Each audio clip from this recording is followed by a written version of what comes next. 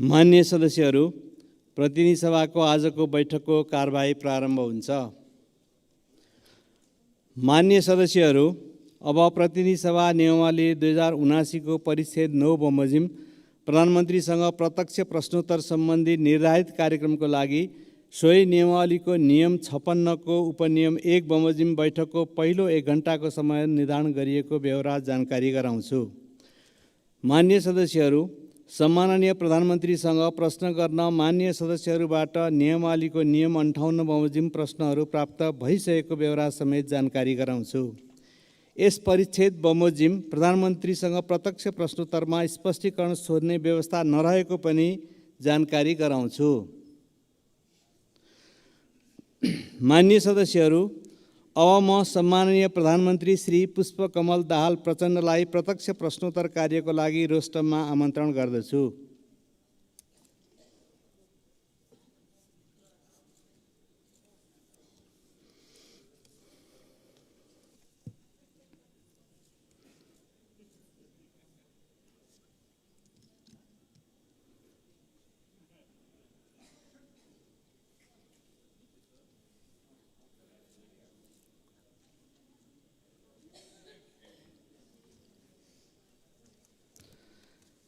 मान्य सदस्यहरू, अब प्रधानमन्त्रीसँग प्रत्यक्ष प्रश्नोत्तर कार्यक्रम प्रारम्भ हुन्छ।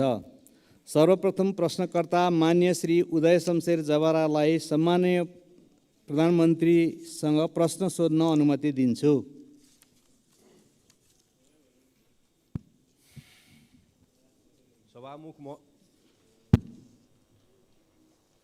सभामुख महोदय मार्फत सम्माननीय प्रधानमन्त्रीज्यूलाई प्रश्न राख्न चाहन्छु।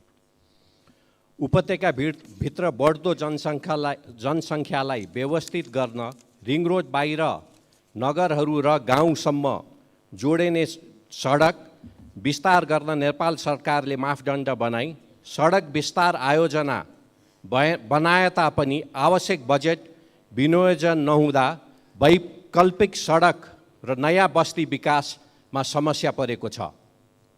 साथै उपत्यकाको 35% भूगोल ओकटेने ललितपुर क्षेत्र नम्बर 1 लाई जोड्ने 3वटा सडकलाई मुआब्जा र विस्तारको लागि बजेट विनियोजन नगरी विधेयक गरिएको छ। यी वैकल्पिक सडक र नयाँ बस्ती विकासलाई आवश्यक बजेट व्यवस्थापन गर्न सरकारको योजना के छ? यति बेला आर्थिक इन्डिकेटर्सहरू सकारात्मकै छन्, भुक्तानी सन्तुलन पनि राम्रै छ, तर अर्थतन्त्र अवरुद्ध अवस्थामा छ। वैदेशिक लगानी र सहयोग बढ्न सकेको छैन। यस्तो अवस्थामा आन्तरिक लगानी बढाउनुतर्फ सरकारको प्राथमिकता हुनुपर्ने हो, त्यो पनि हुन सकेको छैन।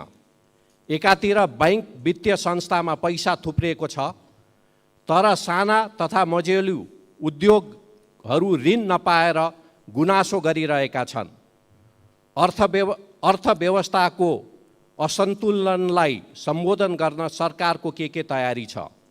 र अन्तिममा साथै प्रधानमन्त्रीज्यूको आउँदो चीन भ्रमणका प्राथमिकता र एजेन्डा के हुन्? धन्यवाद। अब सम्माननीय प्रधानमन्त्री श्री पुष्पकमल दाहाल प्रचण्डलाई उक्त प्रश्नको जवाफ दिन अनुमति दिन्छु। सम्मान्य सभामुख महोदय, प्रतिनिधि सभाका मान्य सदस्यहरूले यस सम्मानित सदनमा उठाउनु भएका प्रश्नहरूको जवाफ दिने नियमित कार्यतालिका अन्तर्गत म यहाँहरू समक्ष उपस्थित छु।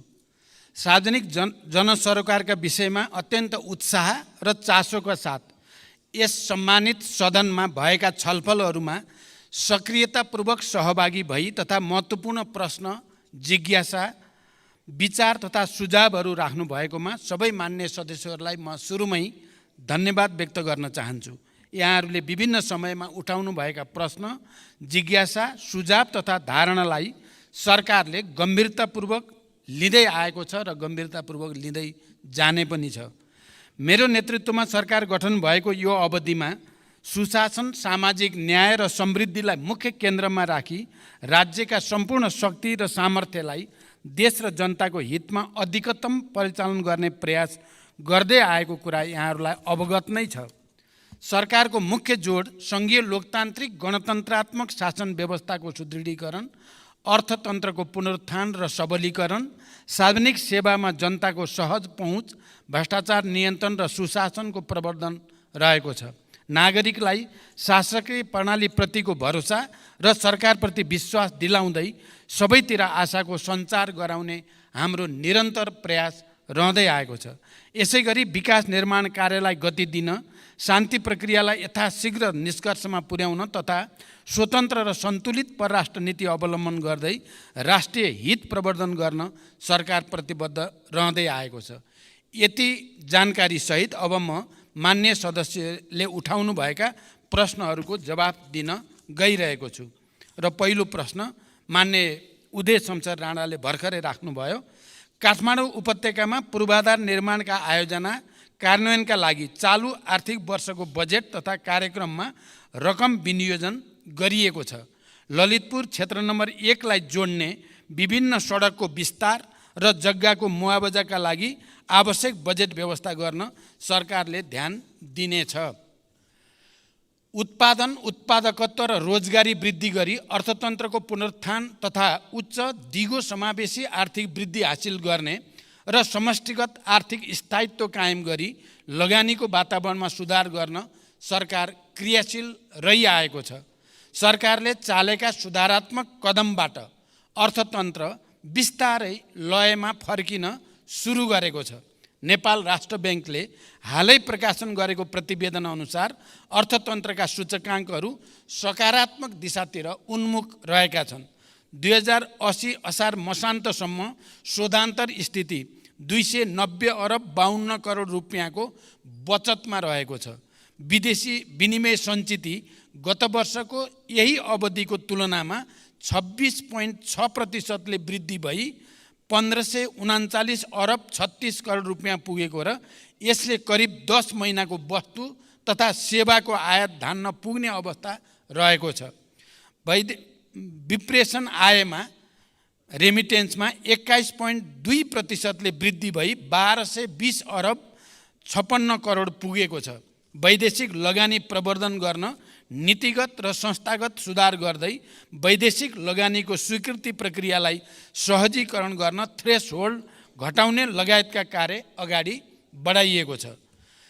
जग्गाको कित्ताकाट पूर्ण रूपमा खुलाउने निर्णय भएको र यही भाद्र 11 गते मात्रै नेपाल राष्ट्र ब्याङ्कले लचिलो बजार नीति अनुसार चालु पुँजी कर्जा सम्बन्धी मार्गदर्शन संशोधन गरेको छ। उत्पादनमूलक उद्योगका लागि 3 करोड रुपियाँसम्म कर्जा उपयोग गर्ने ऋणीलाई चालु पुँजी कर्जा सम्बन्धी मार्गदर्शन लागू नहुने भएको छ।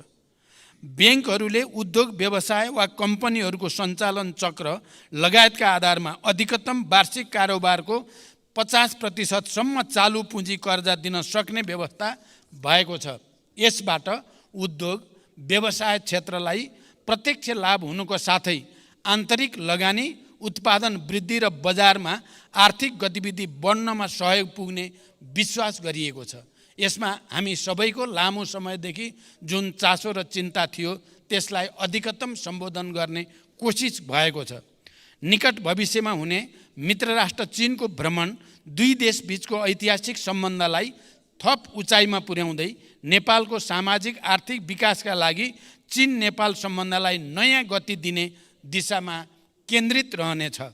भ्रमणका क्रममा यसअघि भएका सम्झौता र समझदारीहरूको कार्यान्वयनमा जोड दिइनेछ।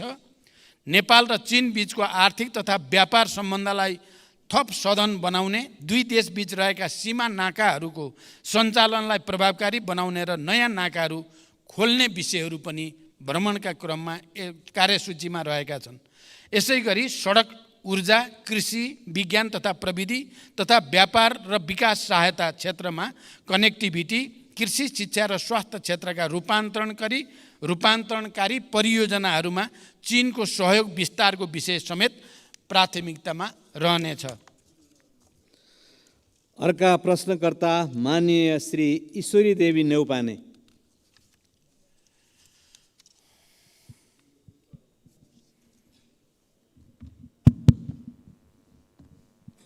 सम्मान्य सभामुखज्यू, सम्मान्य सभामुखज्यू मार्फत सम्मान्य प्रधानमन्त्रीजीलाई मेरो 3 प्रश्न।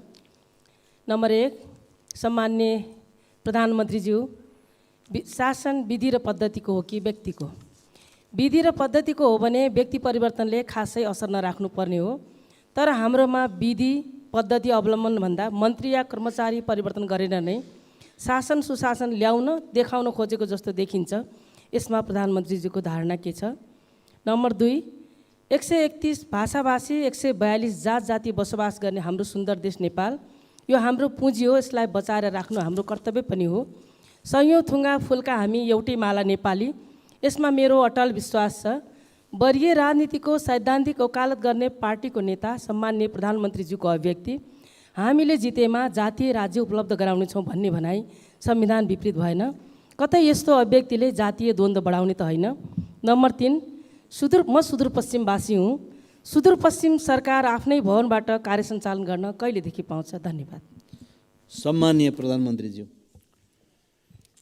सभामुख महोदय, लोकतान्त्रिक विधि र पद्धतिको विकास मार्फत सामाजिक न्याय र सुशासन सहितको समृद्धि हासिल गर्ने दिशामा सरकारका सबै क्रियाकलापहरू केन्द्रित रहेको कुरा म जानकारी गराउन चाहन्छु। सरकार विधिको शासनमा पूर्णतः प्रतिबद्ध रहेको स्पष्ट गर्दछु। बहुजातीय बहुसांस्कृतिक विविधता बोकेको नेपालमा सदियौँदेखि विभिन्न जात जाति वर्ण धर्म र संस्कृतिका जनताहरू आपसी सहकार्य सम्मान र गहिरो सद्भावका साथ मिलिजुली बस्दै आएका छन्। अनेकतामा एकता नेपाली मात्रको विशिष्टता र नेपाली समाजको आधारभूत चरित्र पनि हो। सबैको सहअस्तित्व कायम गर्दै मौलिकताको संरक्षण र सम्वर्धनमा नै हाम्रो राष्ट्रिय एकता दिगो दरिलो भई साँचो अर्थमा राष्ट्रियता बलियो हुनेछ। नेपालको कानुनले हरेक व्यक्ति र सम्प्रदायलाई अरूको धर्म संस्कृति र आस्थामा चोट नपुर्याई आफ्नो धर्म संस्कृतिको पालना गर्ने स्वतन्त्रता प्रदान गरेको छ। अत परापूर्व कालदेखि यहाँ कायम रहिआएको सामाजिक एकता सद्भाव र सामाजिक सहअस्तित्वमा खलल पुर्यान पार्ने कुनै पनि किसिमको कार्य हुन नदिन सरकार दृढ छ, स्पष्ट पनि छ। सामाजिक सद्भावमा खलबल पार्ने वा एक अर्काको संस्कृति र धर्म विरुद्ध हुने द्वेषपूर्ण अभिव्यक्ति र कार्यलाई सरकारले कुनै हालतमा छुट दिन सक्दैन। नेपालको संविधानको पूर्ण पालना गर्नु हामी सबैको साझा दायित्व हो। मैले पहिचानको कुरा गर्दा या कुनै कुरा गर्दा अरू कसैको पहिचान आस्थामाथि कुनै खालको विभेद नगर्ने कुरा पनि म स्पष्ट गर्न चाहन्छु। सुदूरपश्चिम प्रदेशको राजधानी गोदावरीमा निर्माण गर्ने सन्दर्भमा जग्गा प्राप्ति लगायतका विषयमा प्रक्रियामा रहेको जानकारी गराउन चाहन्छु। यद्यपि सुदूरपश्चिममा अझै पनि राजधानीको जमिनको बारेमा अलिकति छलफल चलिरहेको जानकारी पनि मलाई प्राप्त छ। त्यसलाई समेत विचार गरेर यसको छिटै निष्कर्षमा पुर्याइनेछ। अर्का प्रश्नकर्ता मान्य श्री ऐनबहादुर शाही ठकुरी।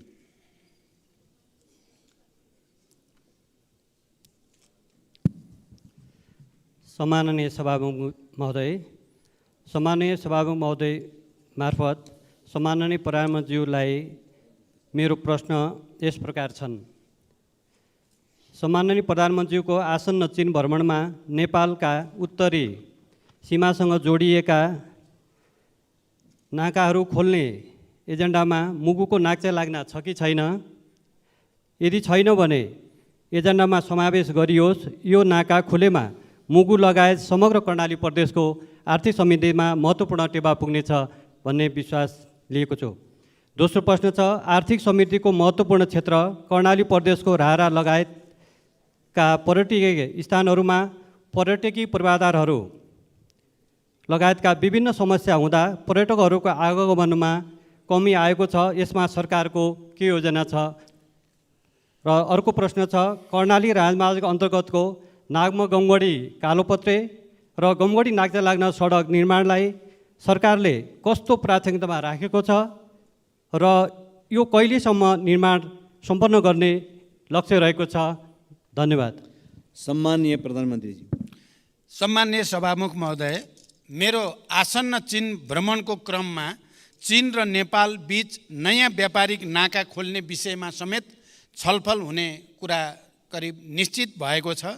त्यस सन्दर्भमा मुगुको नाक्चे लाग्ना, जो मलाई धेरै पहिलेदेखि त्यसको बारेमा स्थानीय जनसमुदाय र जनप्रतिनिधिले कुरा राख्दै पनि आउनु भएको छ, त्यो विषय पनि मैले त्यहाँ कुरा उठाउने र त्यसबारेमा एउटा निष्कर्ष लिने मेरो कोसिस हुनेछ। पर्यटनको विकासका लागि आवश्यक पूर्वाधार निर्माणका कार्य सरकारको उच्च प्राथमिकतामा छन्। रारा लगायतका पर्यटकीय स्थलको विकासका लागि सङ्घीय स्रोतबाट सञ्चालन हुने कार्यक्रमका अतिरिक्त प्रदेश तथा स्थानीय तहबाट समेत आफ्ना कार्यक्षेत्रभित्र रही पूर्वाधार निर्माण तथा पर्यटन प्रवर्धनका कार्यहरू सञ्चालनमा रहेको जानकारी गराउन चाहन्छु। नागमा गमगढी र गमगढी नाक्चे लाग्ना सडकलाई उच्च प्राथमिकतामा राख्दै हाल विभिन्न खण्डहरूमा कार्य भइरहेको जानकारी म यो सम्मानित सदनलाई गराउन चाहन्छु। हाल नागमा गमगढी 6.5 किलोमिटर, कालोपत्रे र 8 किलोमिटर ग्राभेल स्तरमा स्तरोन्नति गर्ने गरी निर्माण कार्य भइरहेको छ। त्यसै गरी गमगढी नाक्चे लाग्नामा 12 किलोमिटर निर्माण कार्य पनि अगाडि बढिरहेको छ।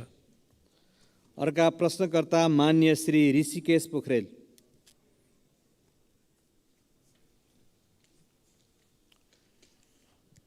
सम्माननीय सभामुख महोदय,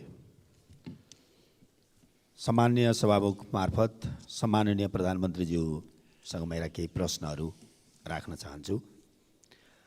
राष्ट्रिय गौरवका आयोजनाहरूमध्ये 2वटा आयोजना पुरा भएको देखिन्छ।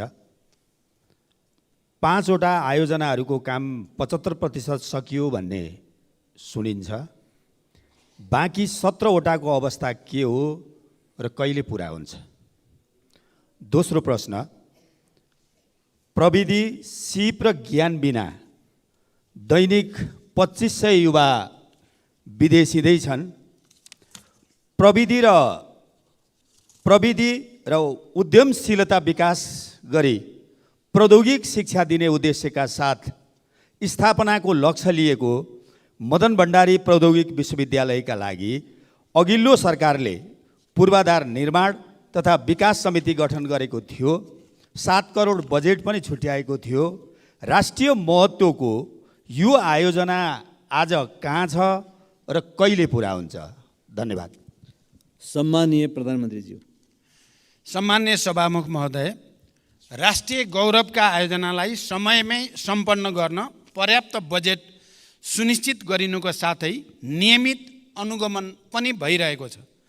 म स्वयंले प्रधानमन्त्रीको हैसियतमा प्रधानमन्त्री कार्यालयमा रहेको एक्सन रुमबाट नियमित तवरमा कार्यतालिका बनाएर कार्य प्रगतिको जानकारी लिई कार्य सम्पादनका लागि आवश्यक निर्देशन दिँदै आएको छु।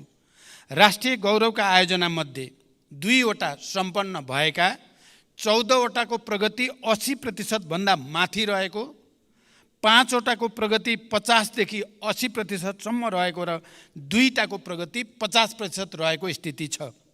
हुलाकी राजमार्गका सम्बन्धमा चितवन र पर्सामा राष्ट्रिय निकुञ्ज क्षेत्रमा डिपिआर तयार लगायतका कार्यमा भएको ढिलाइका कारण यो आयोजनाको कार्य आगामी 3 वर्षभित्र सम्पन्न गर्ने नयाँ लक्ष्य निर्धारण गरिएको छ।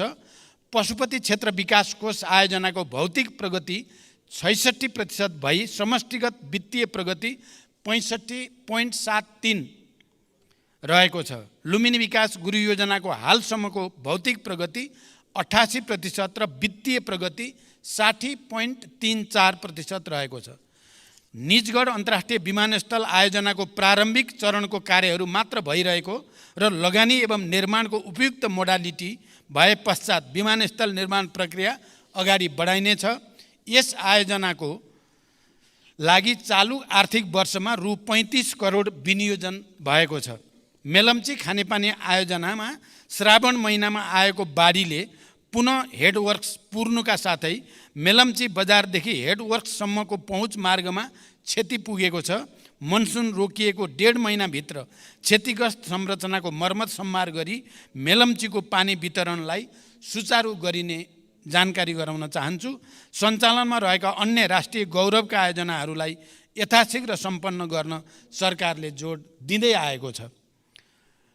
मिति 2077 साल साउन 12 गते मदन भण्डारी प्रौद्योगिकी विश्वविद्यालय विकास समिति गठन भएको हो। समितिको समयावधि 2 वर्ष रहेकोमा सो अवधि समाप्त भएकोले नयाँ गठन आदेश जारी गरी विश्वविद्यालयको आवश्यक पूर्वाधार तयार गर्ने लगायतका कामहरू अगाडि बढाइनेछ।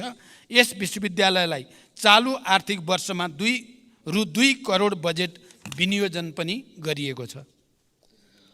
अर्का प्रश्नकर्ता मान्य श्री आशा बिक।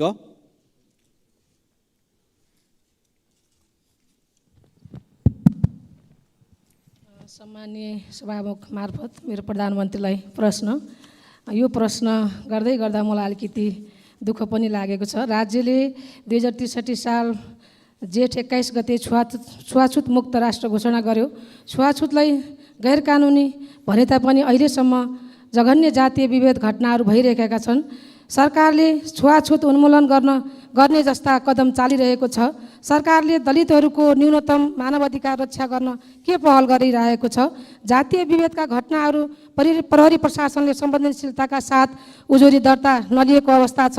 सरकारले यस्ता घटना न्यूनीकरण गर्नका लागि के योजना ल्याउँछ? मेरो प्रश्न। र अर्को चाहिँ मेरो प्रश्न, बाँकेको बैजनाथ गाउँपालिका वार्ड नम्बर 3 मा सरकारले 2071 साल वैशाख 25 गते 9 बस्तामा औद्योगिक करिडोर क्षेत्र घोषणा गर्यो। बस्तीको बीचमा सरकारले औद्योगिक क्षेत्र घोषणा गर्दा त्यहाँ रहेका 390 घरधुरीमा जनताहरूको घरमा 338 बिघाभित्र जनताहरूको घर परेको छ। 100 बिघा जमिन त्यहाँ रहेका स्थानीयका नाममा ल्याउनु पर्नेमा स्थानीय जनताको माग रहेको छ।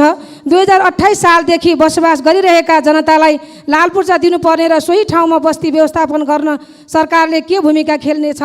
र स्थानीय सरकारले त्यस क्षेत्रमा सडक, बत्ती, विद्यालय, मठ मन्दिर लगायतका संरचनाहरू बनाएको छ। त्यो बस्तीलाई सोही ठाउँमा सरकारले कहिलेसम्म व्यवस्थापन गर्छ? र मेरो अर्को प्रश्न, बाँकेको खजुरा गाउँपालिका वार्ड नम्बर 6 मा 2036 सालदेखि गिजेरा बस्ती बसिरहेको छ। सरकारले पटक पटक त्यस बस्तीलाई लाल पूर्जा दिने भनेर मौखिक प्रतिबद्धता जनाए पनि हालसम्म त्यहाँ रहेका जनताले लाल पूर्जा पाएका छैनन्। गिजेरा बस्ती सरकारको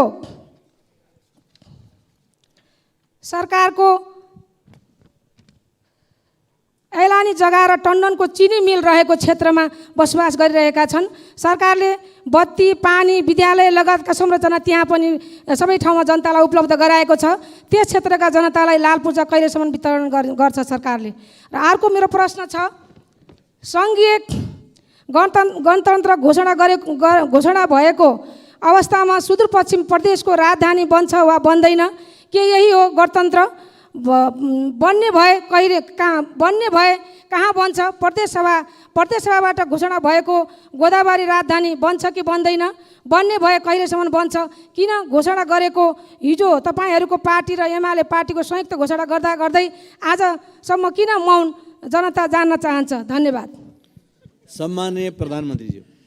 सम्मान्य सभामुख महोदय, मान्य सदस्यले सोधेका प्रश्नहरू उत्तरभन्दा पनि लामो जस्तो लाग्यो, तैपनि म संक्षिप्तमा उत्तर दिने कोसिस गर्छु। नेपालको संविधानले छुवाछुत तथा भेदभाव विरुद्धको हकलाई मौलिक हकको रूपमा सुनिश्चित गरेको छ।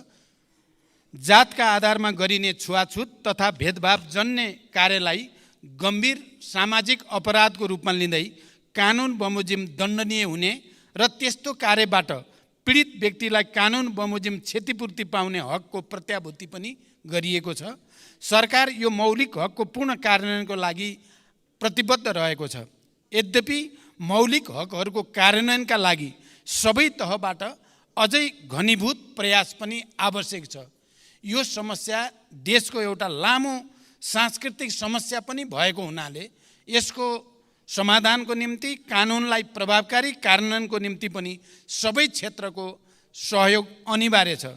जातीय विभेदका घटनामा प्रहरी प्रशासनले संवेदनशीलताका साथ उजुरी नलिएको भन्ने कुरामा सरकारको गम्भीर ध्यानाकर्षण भएको छ। यस्ता घटनाको छानबिन गरी दोषीलाई कारबाही गरिने र यस्ता घटना आगामी दिनमा हुन नदिन सरकारको गम्भीर ध्यान रहेको जानकारी गराउन चाहन्छु। दोस्रो, बाँकी जिल्लाको साबिक नौबस्ता क्षेत्रको 525 बिघामा औद्योगिक क्षेत्र घोषणा भइसकेको र त्यहाँ बसोबास गर्दै आएका स्थानीयवासीहरूको उचित व्यवस्थापन लगायतका समस्या समाधानका लागि सम्बन्धित स्थानीय प्रशासन लगायत विभिन्न निकायबाट पहल भइरहेको छ।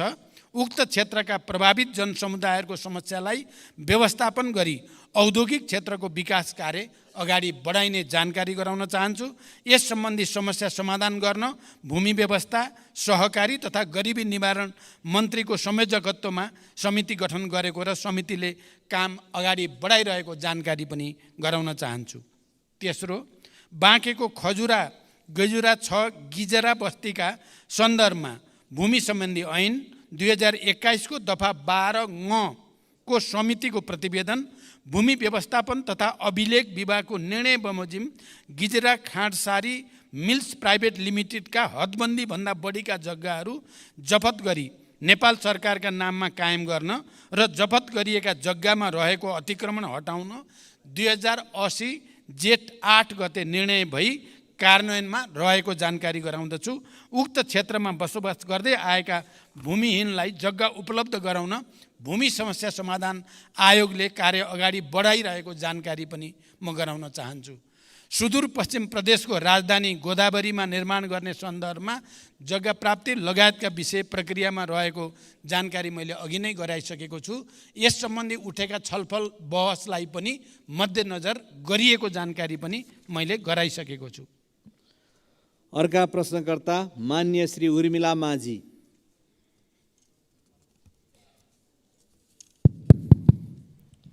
सम्माननीय सभामुख ज्यू मार्फत सम्माननीय प्रधानमन्त्रीज्यूलाई प्रश्न सोध्न चाहन्छु।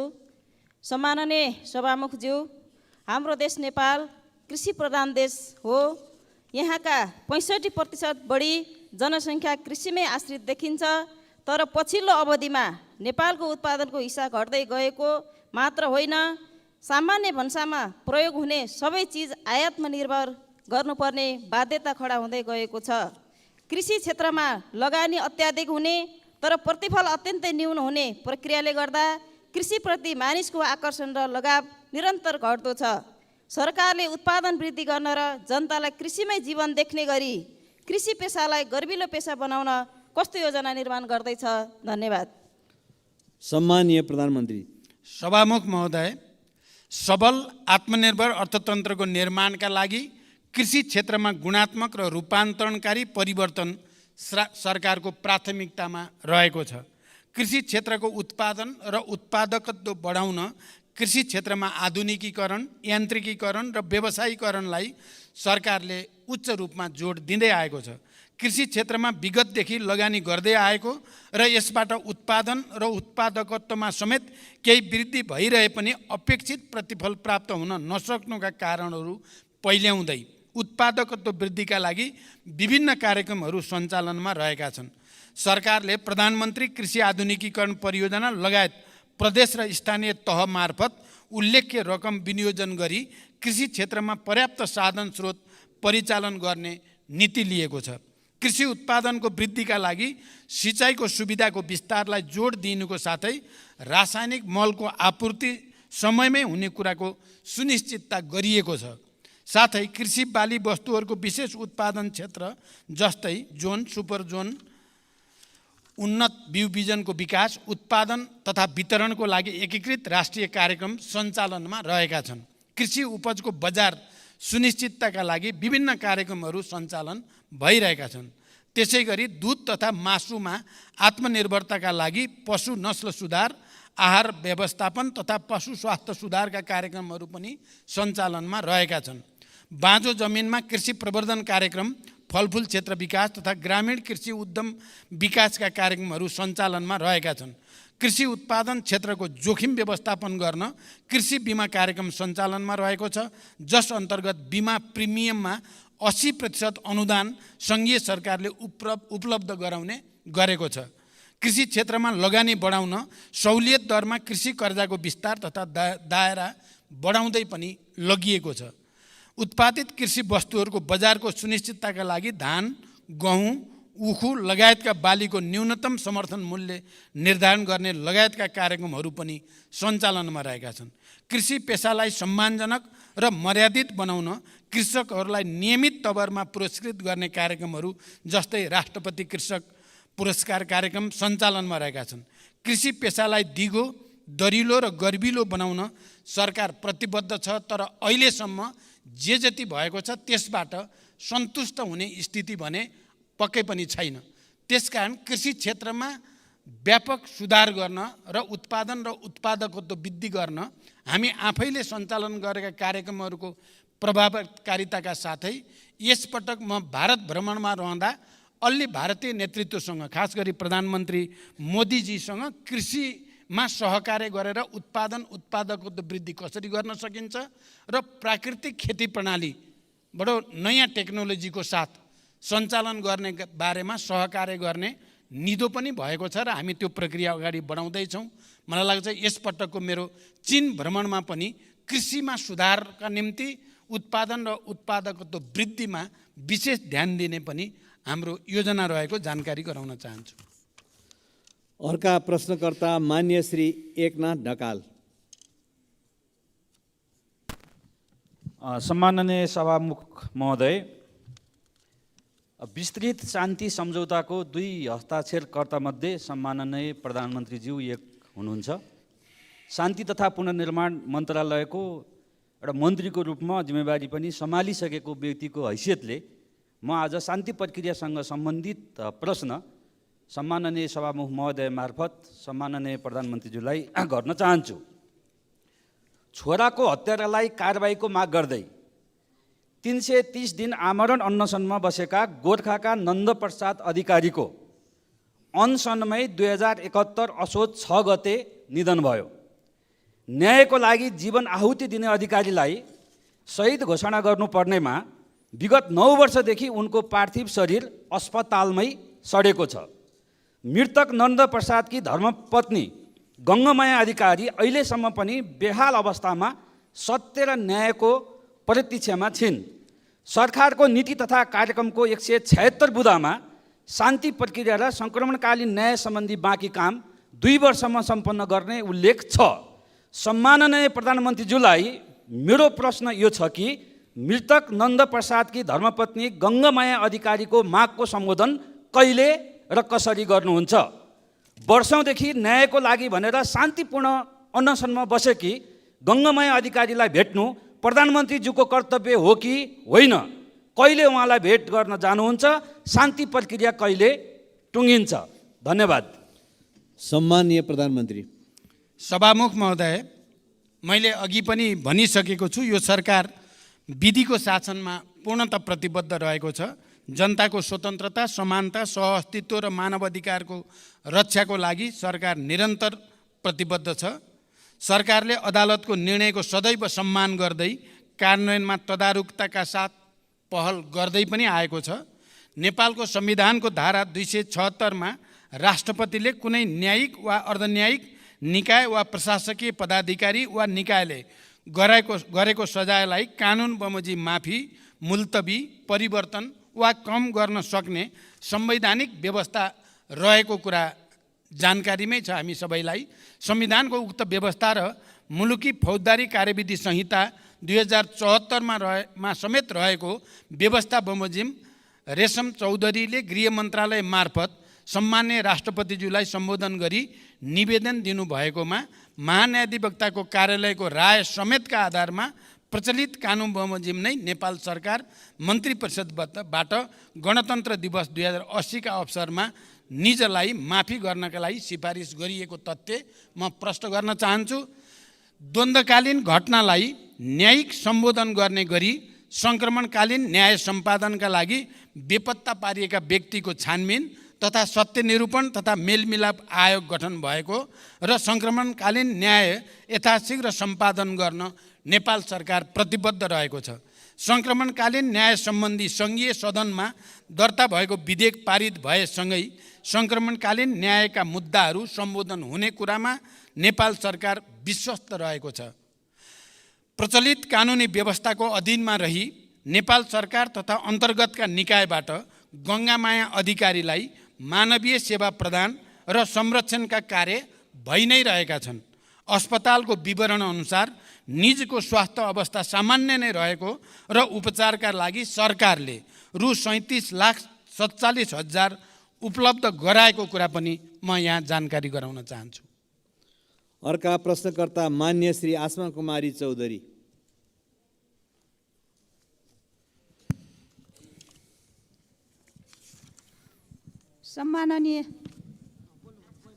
सम्माननीय सभामुख महोदय, सम्माननीय सभामुखज्यू मार्फत सम्माननीय प्रधानमन्त्रीज्यूलाई केही प्रश्न सोध्न चाहन्छु। नम्बर 1, आँखा पाक्ने रोग ओडा पालिका जिल्ला हुँदै देशैभरि फैलिएको छ। धेरै पालिकामा विद्यालयहरू बन्द गरिएका छन्।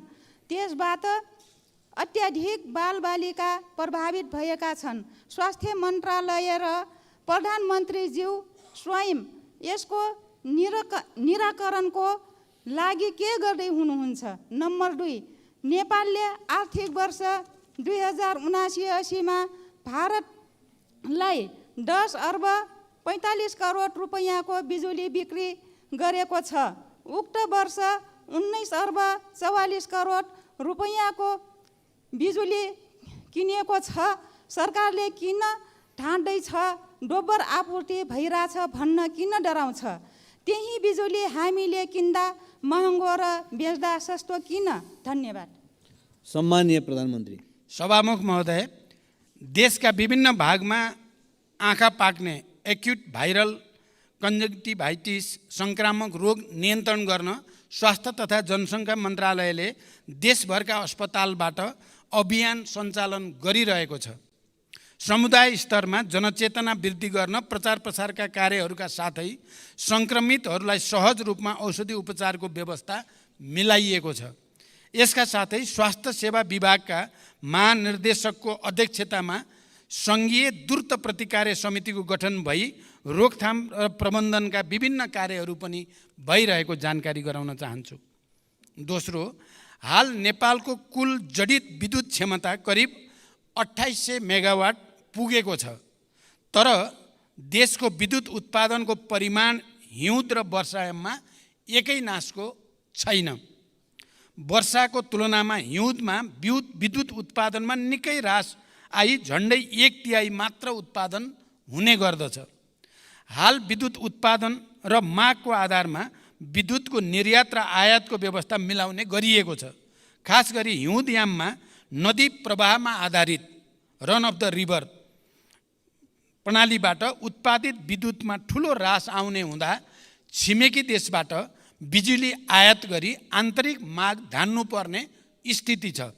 आगामी केही वर्षभित्रै विद्युतमा आत्मनिर्भर हुने उद्देश्यले स्वदेशमै पर्याप्त बिजुली उत्पादन गर्न विभिन्न स्तरका आयोजनाहरूको निर्माणलाई अघि बढाइनुको साथै विद्युत प्रसारण तथा वितरण प्रणालीको कामलाई पनि विस्तार गर्दै लगिएको छ। अहिले विद्युत आयात निर्यातको दर दैनिक रूपमा प्रतिस्पर्धा गरी तय हुने गरेको छ।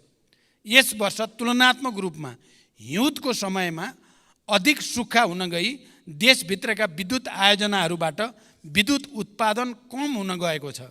अघिल्लो आर्थिक वर्षमा नेपाल विद्युत प्राधिकरणले 1854.5 गिगावाट आवर विद्युत र रु 18 अर्ब 54 करोडमा आयात गरेको थियो भने नेपालबाट 1333 गिगावाट आवर विद्युत निर्यात गरी रु 10 अर्ब 43 करोड आम्दानी गरेको थियो।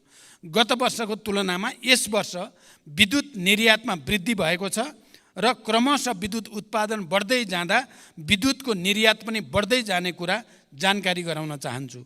रुस र युक्रेनको युद्धका कारण कोइलाको आपूर्ति असहज भई छिमेकी देशमा विद्युतको उत्पादन लागत बढ्न गएकोले पनि स्वदेशमा विद्युतको उत्पादन कम हुने समयमा आन्तरिक माग पुरा गर्न प्राधिकरणले केही महँगो मूल्यमा बिजुली आयात गर्नु परेको कुरा पनि म यहाँ स्पष्ट गर्न चाहन्छु।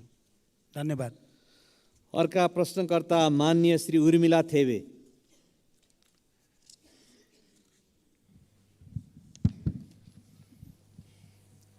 सम्माननीय सभामुखज्यू मार्फत सम्माननीय प्रधानमन्त्रीज्यूलाई केही प्रश्न सोध्न चाहन्छु। प्रश्न 3 वटा छन्। प्रश्न नम्बर 1, शिक्षाको लागत क्रमशः घटाउँदै गएर निशुल्क पार्नुपर्नेमा यो सरकारले त शुल्क झन बढाइरहेको देखिन्छ। शिक्षाको पहुँचबाट गरिबलाई अझ परै धकेल्ने नीति सरकारले किन लिँदैछ? सङ्घीय शिक्षा विधेयक सदनमा कहिले दर्ता गर्नुहुन्छ? प्रश्न नम्बर 2, प्रत्येक दिन हाजिरी गर्न क्याम्पसमा आउनुपर्ने भएपछि त्रिभुवन विश्वविद्यालयका केही प्राध्यापकले विद्युतीय हाजिरी मेसिन नै घर लगेको, गायब गरेको, साथै तोडफोड गरेको भन्ने पाएको छ। सरकारले के गर्दैछ? प्रश्न नम्बर 3, ताप्लेजुङमा अविरल वर्षपछि आएको बाढीका कारण विस्थापित भएका स्थानीय बासिन्दाहरू अहिले पनि तिरपाल मुनि बस्न बाध्य भएका छन् भने विद्यार्थीहरू व्यक्तिको घरमा आश्रय लिएर पढ्न बाध्य छन्। उनीहरूको उद्धार र राहतको लागि सरकारको के योजना छ? धन्यवाद। सम्माननीय प्रधानमन्त्री। सभामुख महोदय, आम नागरिकलाई गुणस्तरीय र सर्वसुलभ शिक्षा उपलब्ध गराउन सरकारको नीति र प्रतिबद्धता रहेको छ। विद्यालय शिक्षा सम्बन्धी कानुनलाई संशोधन र एकीकरण गर्न बनेको विधेयक छिटै नै संसदमा पेश गरिनेछ। सायद केही दिन अगाडि नै पेश हुन सक्थ्यो। जनताको चासो र हामीले त्यसलाई गहन ढङ्गले अध्ययन गर्नुपर्ने, परिमार्जन गर्नुपर्ने कारणले केही ढिलो भयो, तर अब छिटै त्यो सदनमा प्रस्तुत हुँदैछ। नेपालको संविधानमा उल्लेख भए बमोजिम आधारभूत शिक्षा अनिवार्य तथा निशुल्क र माध्यमिक तहसम्मको शिक्षा निशुल्क उपलब्ध गराउनका लागि सरकारले निशुल्क पाठ्यपुस्तक, आवासीय, गैर आवासीय, लक्षित समूह लगायतका विभिन्न प्रकारका छात्रवृत्ति, स्यानिटरी प्याड, दिवा भोज लगायतको व्यवस्था गरेको छ। सार्वजनिक विद्यालयमा कुनै किसिमको शुल्क लिन नपाउने व्यवस्था गरिएको छ। स्थानीय तहहरूले समेत आफ्नो बजेटमा शिक्षामा थप लगानी गर्दै गएका छन्। उच्च शिक्षा अन्तर्गत चिकित्सा शिक्षामा सरकारी लगानीका संस्थाहरूमा कुल सिटको 75% सिटमा विद्यार्थीहरूले निशुल्क अध्ययन गरिरहेका छन्। सार्वजनिक शिक्षालाई निशुल्क बनाई सबैको पहुँचमा पुर्याउनको लागि थप स्रोतको व्यवस्था गर्न सरकार प्रयत्नशील रहेको जानकारी गराउन चाहन्छु।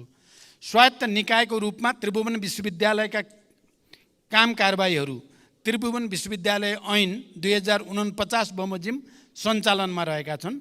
विश्वविद्यालयको हाजिरी व्यवस्थापन सम्बन्धमा विश्वविद्यालयको आन्तरिक प्रशासनले नियमन गरिरहेको र नियम बमोजिम नभएका कार्यहरूमा सम्बन्धितलाई कानुन बमोजिम कारबाही हुने कुरा पनि म जानकारी गराउन चाहन्छु। ताप्लेजुङ लगायत देशका विभिन्न भागमा अविरल वर्षाका कारण आएको बाढी पहिरोमा परि विस्थापित हुन पुगेका जनतालाई स्थानीय प्रशासनको सहयोगमा उद्धार गरी सुरक्षित स्थलमा बसोबासको व्यवस्था मिलाइएको छ। उनीहरूलाई सरकारबाट उपलब्ध गराउनुपर्ने राहत पनि उपलब्ध गराइएको छ। मौसममा सुधार आएसँगै उनीहरूको पुनर्स्थापनाको उचित व्यवस्था मिलाइने पनि जानकारी गराउँदछु। अर्का प्रश्नकर्ता मान्य श्री ईश्वरी घरती।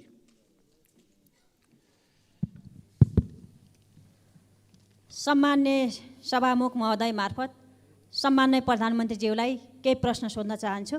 पहिलो प्रश्न, रोल्पालाई मुख्य आधार इलाका बनाएर 10 वर्षे सशस्त्र द्वन्द्वको सुरुवात गर्नुभएको सम्मान्य प्रधानमन्त्रीज्यू 3 पटक प्रधानमन्त्री हुँदा पनि रोल्पालीको जनजीवनमा परिवर्तन आउने गौरवका योजना दिन सक्नु भएन। रोल्पालीको त्यो ऐतिहासिक सहयोग प्रधानमन्त्री भएपछि बिर्सनुभयो भन्ने रोल्पालीहरूको गुनासो छ। त्यो गुनासोलाई कसरी सम्बोधन गर्नुहुन्छ? दोस्रो प्रश्न, जुम्ला लगायतका जिल्लामा स्याउ पाक्ने समय आयो। स्याउले बजार भाउ नै नपाउने अवस्था आउन सक्छ र आइरहेको पनि छ। यसको व्यवस्थापनमा सरकारको के योजना छ?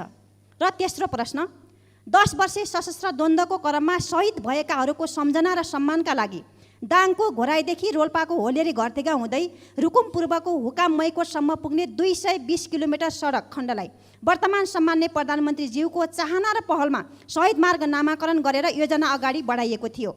बजेट अभावमा योजना निकै कछुवा गतिमा भई अझै सम्पन्न हुन सकेको छैन। शहीद मार्गको मुख्य प्रवेशद्वारको रूपमा रहेको घोराईदेखि रोल्पा होलेरीसम्मको 31 किलोमिटरको सडक खण्ड अलपत्र र जोखिमपूर्ण भएको लामो समय बितिसक्यो। यसबारे सदनमा मैले 3-4 पटक कुरा पनि राखिसकेँ, तर सरकारले यो योजनालाई प्राथमिकतामा पारेन किन? रोल्पाको रुन्टीगढी गाउँपालिकाभित्र अहिले 4वटा चुनढुङ्गा खानी सञ्चालनमा छन् भने थप 4वटा खानी दर्ता भएर सञ्चालनको प्रक्रियामा छन्। हाल 200 भन्दा बढी टिप्पर सञ्चालनमा छन् भने पुरानो र नयाँ गरी 8वटा चुनढुङ्गा खानी सञ्चालनमा आउँदा दिनमा कम्तीमा 500 देखि 700 सम्म टिप्परहरू घोराई होलेरीको यही शहीद मार्ग भएर सञ्चालनमा आउनेछन्, जसले गर्दा उक्त सडकमा अन्य गाडीहरू सञ्चालनमा आउन निकै बाधा पर्ने र हाल परिरहेको पनि जानकारी गराउँछु। त्यसैले सो क्षेत्रमा वैकल्पिक औद्योगिक मार्ग बनाउने र घोराई होलेरीको 31 किलोमिटर सडकलाई कालोपत्रे गर्दै शहीद मार्ग योजना समयमै सम्पन्न गर्न सरकारको के योजना छ? धन्यवाद। सम्माननीय प्रधानमन्त्री। सभामुख महोदय, नेपालको राजनैतिक आन्दोलनमा रोल्पा जिल्लाको विशिष्ट र ऐतिहासिक योगदान रहेको कुरामा कसैको विमति हुने छैन। इतिहासका हरेक कालखण्डमा रोल्पाली जनताको वीरता र साहसको उच्च प्रशंसा हुनेछ भन्ने मेरो विश्वास छ। विकास र जनताको जीवनस्तरमा रूपान्तरणका लागि विगतदेखि नै उच्च प्राथमिकता सरकारले दिँदै आएको छ। मानव विकासमा पछाडि रहेका कर्णाली प्रदेश, सुदूरपश्चिम प्रदेश, मध्य प्रदेश, रोल्पा, रुकुम लगायतका जिल्ला तथा क्षेत्रलाई विकासको मूल प्रवाहमा ल्याउन र ती क्षेत्रमा पूर्वाधारका संरचनाको विकासका लागि सरकारले प्राथमिकताका साथ कार्यक्रमहरू सञ्चालन गरिरहेको जानकारी गराउन चाहन्छु। जुम्ला जिल्लाको विकासलाई सरकारले प्राथमिकतामा राख्दै स्याउको सुपर जोन तथा पकेट क्षेत्रहरू घोषणा गरी आवश्यक सहयोग तथा सहुलियत प्रदान गर्दै आएको छ। यस वर्षको बजेट तथा कार्यक्रममा प्रधानमन्त्री कृषि आधुनिकीकरण आयोजना लगायतका कार्यक्रम तथा प्रदेश तथा स्थानीय तहको विकास कार्यक्रमबाट उत्पादन, प्रशोधन तथा प्याकेजिङमा आवश्यक सहयोग तथा सहुलियत प्रदान गरिएको छ। स्याउको भण्डारणको लागि उच्च क्षमताको कोल्ड स्टोर निर्माण पनि भइरहेको छ। तेस्रो, सरकारले दाङको घोराईदेखि रोल्पाको होलेरी हुँदै रुकुमको मैकोटसम्मको शहीद मार्गलाई प्राथमिकता राखेर कार्यान्वयन गर्दै आइरहेको छ। सडक र पुलको माग देशभरि नै सडक र पुलको माग देशभरि नै अत्यधिक हुने गरेको, थुप्रै सडक योजनाहरू सञ्चालन गर्नु परिरहेको तर पर्याप्त बजेट विनियोजन गर्न नसकिएको कुरा सत्य हो। घोराई होलेरी खण्डको 31 किलोमिटर सडक अत्यधिक भार बोक्ने सिमेन्ट उद्योगका ट्रकहरूको कारणले पनि क्षति भइरहेको छ। भार नियन्त्रण गर्दै सडकको आवश्यक मर्मत सम्मार गरी सडक सुधार गर्न सरकार प्रतिबद्ध रहेको जानकारी गराउँछु। घोराई होलेरीको वैकल्पिक सडक बनाउने सुझावका विषयमा आगामी दिनमा छलफल गरी आवश्यक कार्य अगाडि बढाइनेछ। अर्का प्रश्नकर्ता माननीय श्री असीम शाह।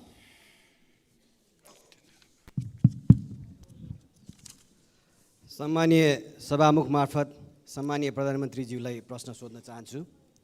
सम्मानीय प्रधानमन्त्रीज्यू, यही रोस्ट्रमबाट केही समय अगाडि भुटानी शरणार्थी प्रकरणमा यो त ट्रेलर हो, पुरा फिल्म गजब आउँछ भनेर भन्नुभएको थियो। हामीले बडा आशाका साथ हेरिएका थियौँ, तर जब जे आयो बडा टालटुले र सजिलो बुझिन सक्ने खालको आयो। नक्कली भुटानी शरणार्थीको फाइल खोलेर नेपाली काङ्ग्रेसलाई साइजमा राख्नुभयो, ललिता निवास मार्फत समाजवादीलाई साइजमा राख्नुभयो, गौर हत्याकाण्ड मार्फत जसपालाई, अनि अब गिरिबन्धु मार्फत नेकपा एमालेलाई साइजमा राख्न ट्राई गर्दै हुनुहुन्छ। आफ्नो कुर्सी बलियो बनाउन यो राजनीतिक दाउपेच नगरेर कामले जनताको मन जितेर आफ्नो प्रधानमन्त्रीत्वको आयु लामो बनाउन सकिँदैन थियो होला? भारतीय नेतृत्वले अन्तरिक्ष यानलाई चन्द्रमामा कसरी सफल अवतरण गराउने भनेर सोचिरहँदा हाम्रो नेतृत्व कसरी आफ्नो यसम्यानलाई बचाउने र मुद्दा कमजोर बनाएर सफल अवतरण गराउने भन्ने सोच्नमा तल्लीन हुनु अत्यन्त दुःखद छ। यताको अनुसन्धान अधिकारीलाई उताको कर्मचारीलाई यता अवतरण गराउने व्यस्त हाम्रो नेतृत्वबाट सुशासनको आशा कहिले गर्ने होला? छिमेकीले चन्द्रमामा यान पठाउँदा मेरो देशले खाडीमा जवान पठाउन बाध्य छ। देशभित्रका विश्वविद्यालयहरू रित्तिँदैछन्, व्यवसायीहरू निराश छन्, खेलाडीहरू पलायन हुँदैछन्, युवा पुस्तामा देश छोड्ने लहर चलेको छ। प्रधानमन्त्रीज्यू, चन्द्रयान अहिले माग्दिन तर यसम्यानलाई जोगाउन लाग्दिन भन्ने हजुरको प्रतिबद्धताको कार्यान्वयन कहिले हुन्छ? भ्रष्टाचारमा पनि आफ्नो र अरूको भनेर हेर्ने हो भने हामीले खोजेको सुशासन चाहिँ कहिले आउँछ यो देशमा? अर्को प्रश्न, गौर हत्याकाण्डको छानबिन कसैले हुन्छ भनेर भनिरहेका छन्, कसैले गठबन्धनभित्र अब नहुने भनेर निर्णय भएको छ भनेर भन्छन्। प्रधानमन्त्रीज्यू, यो सदनलाई जानकारी गराइदिनु होला, यो छानबिन हुन्छ या हुँदैन? धन्यवाद। सम्माननीय प्रधानमन्त्री। सभामुख महोदय, मान्य सदस्यले बडो संवेदनशील भएर प्रश्न राख्नु भएको छ, म धन्यवाद भन्न चाहन्छु। मेरो नेतृत्वमा सरकार गठन भएदेखि आजका दिनसम्म मैले सामाजिक न्यायको प्रत्याभूति, सुशासनको सुनिश्चितता र सार्वजनिक सेवा प्रवाहमा सुधारलाई मुख्य प्राथमिकतामा राख्दै आएको छु र यी कार्यहरूबाट एउटा सन्देश आम जनतामा प्रवाहित भइ पनि रहेको छ। प्रश्नमा भनिए जस्तो सरकारका यी कामहरू कुनै कुर्सी टिकाउनको लागि होइन, बरु देश र जनतामा राजनैतिक प्रणालीप्रति नै वितृष्णा छाएको, केही हुन्न सबै उस्तै हुन् भन्ने निराशावादी भाष्य निर्माण गर्न खोजिएको परिस्थितिलाई चिर्न र सरकारले एकपछि अर्को राम्रो काम गर्दै आएको कुरा स्थापित गर्न पनि गरिएको छ। म मान्य सदस्यहरूलाई यो विषयको गहिराईतिर विचार गर्न अनुरोध गर्न चाहन्छु। भुटानी शरणार्थी प्रकरण लगायतका सबै घटनामा राज्यले दबाव रहित तरिकाले निष्पक्ष छानबिन अघि बढाएकै कारण अहिले जनतामा सुशासन सम्भव छ भन्ने एउटा नयाँ आशा पलाएको हो भन्ने कुरा पनि म स्पष्ट गर्न चाहन्छु। अहिले त्योसँग सम्बन्धित विषयहरू अदालतमा रहेको र अदालतले उचित फैसला गर्ने विश्वास म व्यक्त गर्न चाहन्छु। वर्तमान सरकारले भ्रष्टाचार विरुद्ध शून्य सहनशीलताको नीतिलाई राज्यका तीनै तहमा कडाइका साथ कार्यान्वयन गर्दै आएको छ। यस अवधिमा सार्वजनिक प्रशासनलाई स्वच्छ, सक्षम, निष्पक्ष, पारदर्शी र व्यावसायिक र जवाबदेही बनाउँदै भ्रष्टाचारलाई कडाइका साथ नियन्त्रण गर्न सरकारले विभिन्न नीतिगत तथा कानुनी तथा संस्थागत सुधारलाई अघि बढाएको छ। मान्य सदस्यले भनेको जस्तो कसैलाई पनि बचाउने या कसैलाई पनि अप्ठ्यारोमा पार्ने नियतले कुनै पनि काम गरिएको छैन। जसरी कतिपय सन्दर्भमा मिडियामा आउने गरेको भन्दा ठिक विपरीत मैले दोषी कोही पनि नछुटोस्, निर्दोष कोही पनि नपरोस् भन्ने सिद्धान्त अनुसार नै प्रहरी प्रशासनलाई निर्देशन दिएको र मैले यतिसम्म पनि भनेको छु कि यदि अनुसन्धानको क्रममा प्रधानमन्त्री नै आउँछ भने पनि छोड्न आवश्यक छैन। मेरो पार्टीको कुनै नेताको त के कुरा भन्ने कुरा पनि मैले सार्वजनिक रूपमा भन्दै आएको म जानकारी गराउन चाहन्छु।